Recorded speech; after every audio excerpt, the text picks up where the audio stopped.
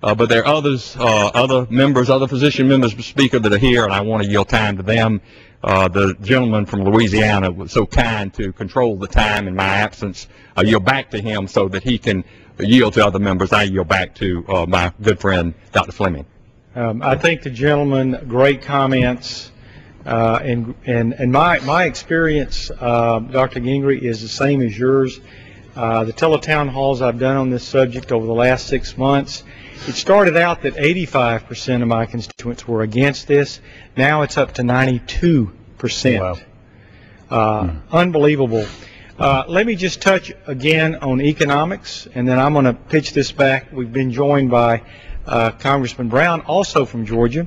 But first, let me mention, let's talk about Medicare just for a moment. We hear the other side of the aisle continuing to complain that you're seeing this catastrophic increase in insurance rates, private insurance, and it's been going on for years.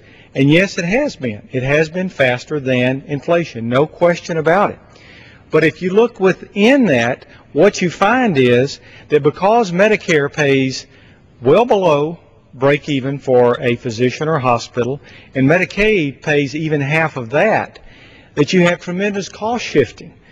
So you have to raise, something's going to have to go up to offset the costs that are not being paid, the freight that's not being paid on the other side.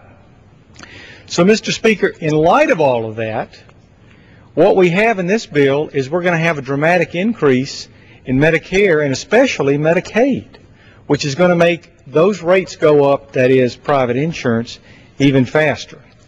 But let's look for a moment at what are the economics of Medicare in this bill. This bill, at least the version that we think we're talking about this evening, because we've not actually seen the final draft of it, and yet we're soon to vote on it.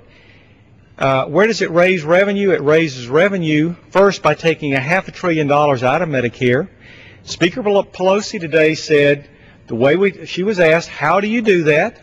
And her answer was very simple. You get rid of fraud, waste, and abuse. Now, we've had this program for 40 years, and no one has been able to figure out how to get any dollars out of fraud, waste, and abuse, much less $500 billion. So I don't believe that's going to happen. Number two, the $500 billion that we're talking about is earmarked to extend the life of Medicare, which is going to run out of money in 2017. That's really 7 years from now.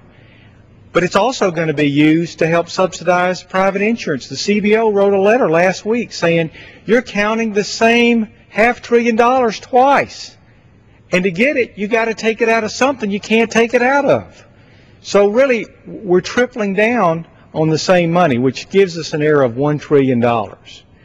So the economics, Mr. Speaker, of this are crazy. They're smoke and mirrors. They don't add up.